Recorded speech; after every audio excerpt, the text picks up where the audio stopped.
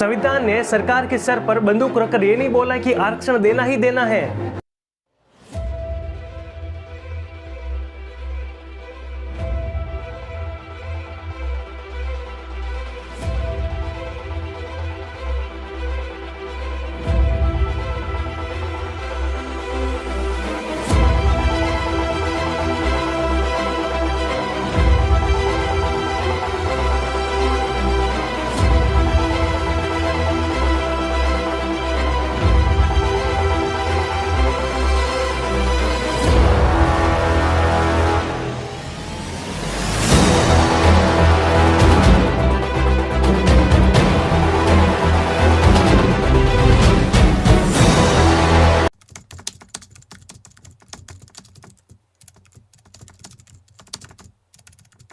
नमस्कार मित्रों, स्वागत आप सभी का केडी राठौड़ के इस नए शो में। हमने सीरीज 1 को कंप्लीट कर दिया है, जो मैंने संविधान के बारे में बताया था। अब यह है दूसरी सीरीज जहां पर बात चल रही है आरक्षण के बारे में, जहां पर हमने पहला एपिसोड दे दिया है कि आरक्षण क्या और क्यों। अभी चल रहा है दूसरा एपिसोड, जहां पर हमने पहले एपिसोड में बात खत्म की थी कि आर्टिकल 16 के अंदर क्या था। बेसिकली संविधान ने सरकार को एक बात बता दी कि सरकार तुम चाहो ना तो एनी बैकवर्ड क्लास, उसके अंदर ये नहीं लिखा था कि SC ST OBC वगैरह, उसके अंदर लिखा था कि एनी बैकवर्ड क्लास को तुम आरक्षण दे सकते हो। लेकिन एक बात ध्यान रखना कि वो क्लास है ना, उस सिस्टम के अंदर एडुकेटली रिप्रेजेंटेड नहीं होने चाहिए। एडुकेटली मतलब पर्याप्त रूप से। कैसे, मैं आपको बताता।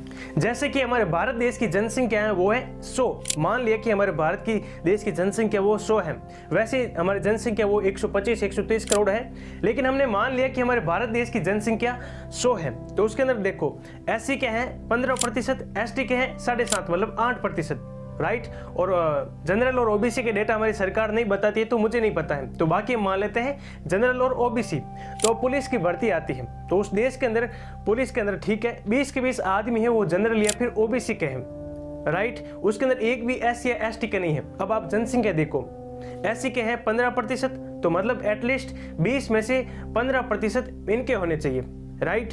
और अब देखो ST के हैं 8%, तो 20 में से 8% इनके होने चाहिए। अगर ये नहीं है ना उस सिस्टम के अंदर, अगर उसके अंदर नहीं है ना, तो इन्हें आरक्षण दिया जा सकता है। और एक बात मैं आपको बता देता हूं, संविधान ने सरकार को ये नहीं कहा है कि सरकार आरक्षण देना ही देना है।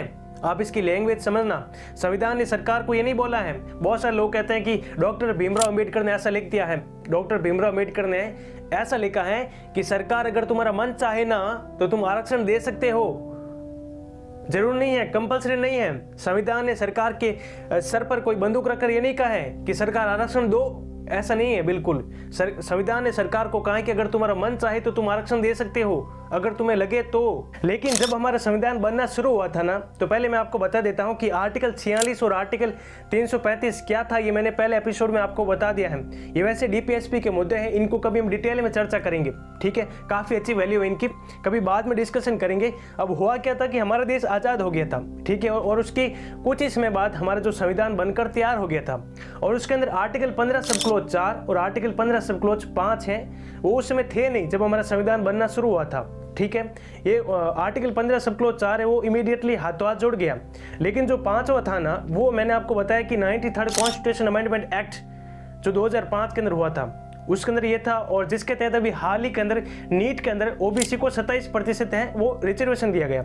लेकिन आप इस बात को सुनना, जब हमारा देश आज़ाद हुआ ना, उसके अंदर पुलिस वाले थे। सरकार ने देखा कि पुलिस वाले थे, उसके अंदर IAS वाले थे, IPS वाले थे, रेलवे की नौकरियां थी, मतलब ऐसी बहुत सारी सरकारी नौकरियां थी जैसे PSP।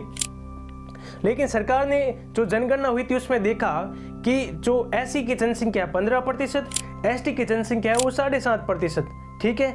लेकिन इनका सरकारी नौकरियों के अंदर रिप्रेजेंटेशन बहुत ही कम था, मतलब नगणी, यूं मान लो नगणी कुछ था ही नहीं।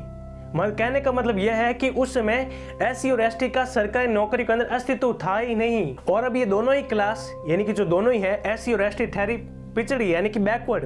तो हुआ क्या था कि आपको पता होगा कि उस समय जो ST के लोग हैं वो जंगलों के अंदर रहते थे, तो उनका एजुकेशन से कोई लेना देना था ही नहीं, और उनके पास न इतने रिसोर्सेज थे ताकि इनको मतलब एजुकेशन को अटेम्प्ट कर पाए।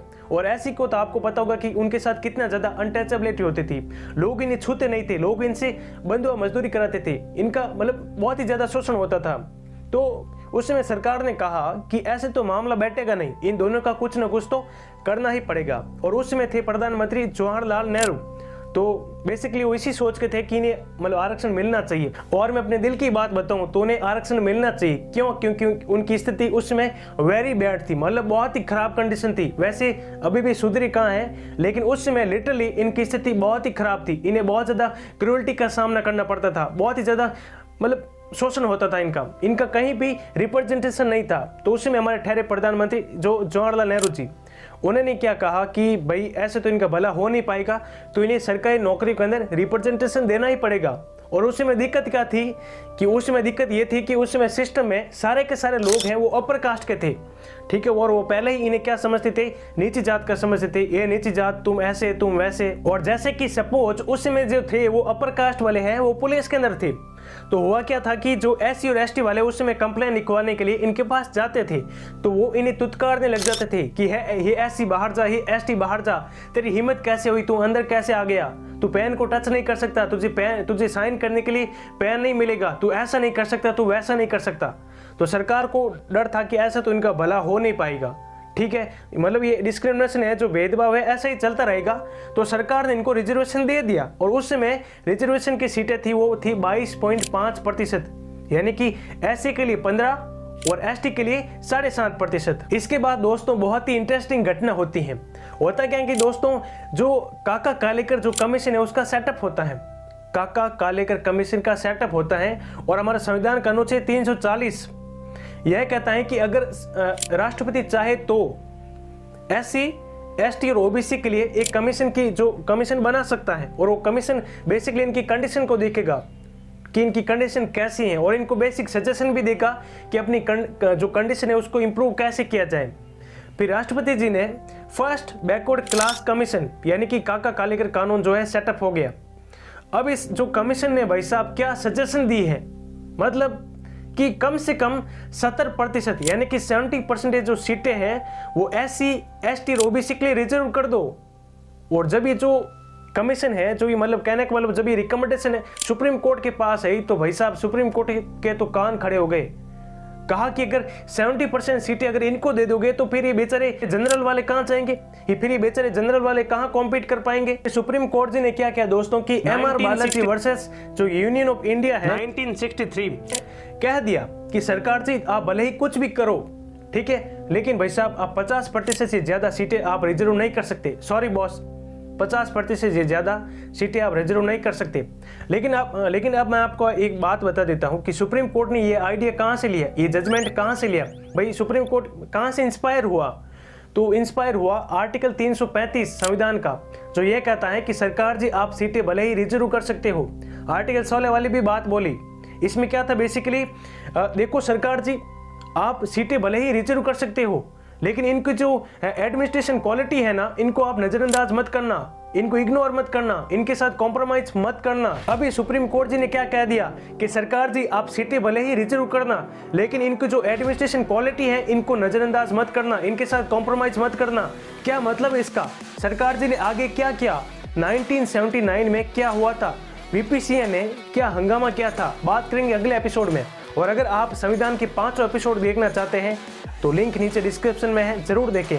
और अगर आपने जो आरक्षण का पहला एपिसोड नहीं देखा है तो जरूर जाकर देखें, ताकि आप आगे आने वाले एपिसोड को अच्छी तरीके से समझ सकें।